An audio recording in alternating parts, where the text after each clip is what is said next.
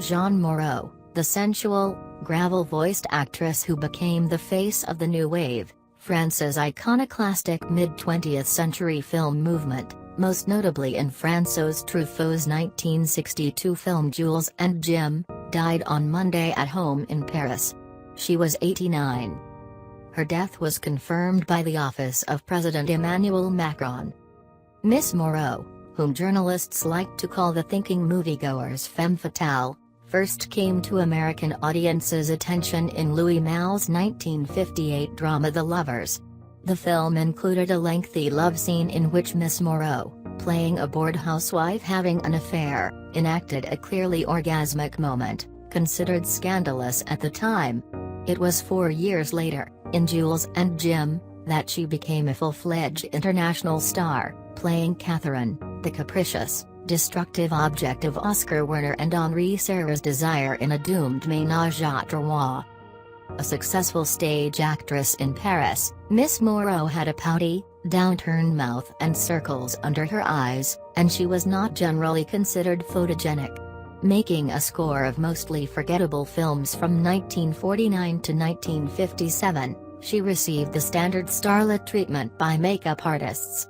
It was Malle who, casting her in his first feature film, Elevator to the Gallows, shot her in natural light without heavy makeup, letting her hauntingly expressive face work its magic.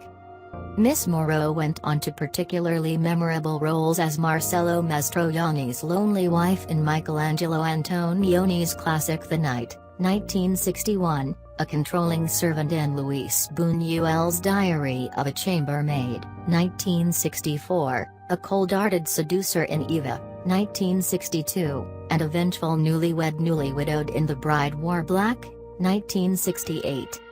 Her awards came for lesser-known films. In 1960, she shared the Cannes Film Festival's Best Actress prize for her role as a murder witness in Peter Brook's psychological drama Moderato Cangible. She received the 1967 BAFTA for Best Foreign Actress, for her role as Brigitte Bardot's striptease partner in Viva Maria. And she finally won a Best Actress César, France's equivalent of the Oscar, in 1992, for playing a con woman in the comedy The Old Lady Who Walked in the Sea. Miss Moreau spent little time in Hollywood. She starred in John Frankenheimer's war drama The Train, 1964, opposite Burt Lancaster, played an aging European star in The Last Tycoon, 1976, and did a cameo as an elderly descendant of Cinderella in Ever After, 1998. Although she was directed by Orson Welles at least 4 times, the films were European productions. She continued to perform into her 80s, including in a French television series in 2013 and Le Talent d'Amzemus in 2015.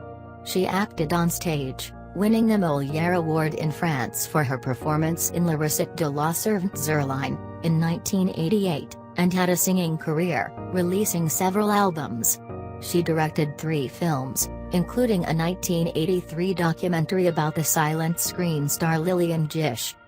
Miss Moreau was made an Officer of the Legion of Honor and was the first woman inducted into the Académie des Beaux-Arts.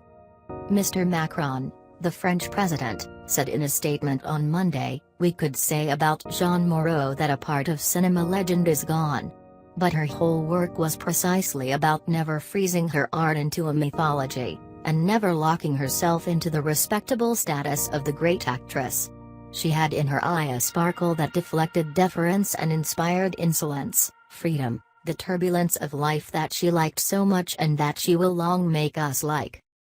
Jeanne Moreau was born in Paris on January 23, 1928, the daughter of the owner of a Montmartre hotel and restaurant and his British-born wife, a dancer at the Folies Bergère. When Miss Moreau was 15, she saw her first play, Antigone, and decided to become an actress. When she told her father about her ambition, he slapped her. His opposition was an advantage, in her eyes. "It forces you toward excellence," she told a reporter for the French newspaper Le Figaro in 2001. "All my life I wanted to prove to my father that I was right." She studied at the Conservatoire National d'Art Dramatique and, at 20, became the youngest ever full-time member of the Comédie Française, making her debut in Turgenev's drama A Month in the Country. She later joined the Théâtre National Populaire. In 1953, she distinguished herself in a production of Le Reblouissant, when the other leading lady became ill and Ms. Moreau managed to play both the wife and the mistress. Fortunately, the two characters had no scenes together. Louis Malle cast her after seeing her in Peter Brook's 1956 Paris production of Cat on a Hot Tin Roof. Miss Moreau believed in surrendering to her directors, requiring what she called a complete, unquestioning rapport. The respect was usually mutual. In 1965, Truffaut told a reporter for Time magazine, "She has all the qualities one expects in a woman, plus all those one expects in a man, without the inconveniences of either."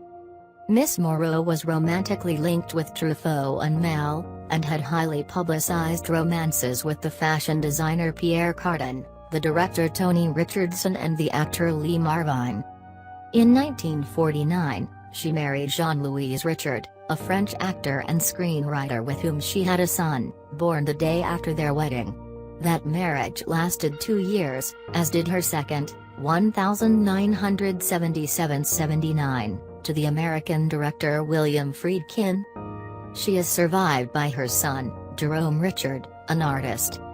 In a 2001 interview with Alan Riding of the New York Times, Miss Moreau described her view of the human experience. "The cliché is that life is a mountain," she said. "You go up, reach the top and then go down. To me, life is going up until you are burned by flames." Thanks for watching.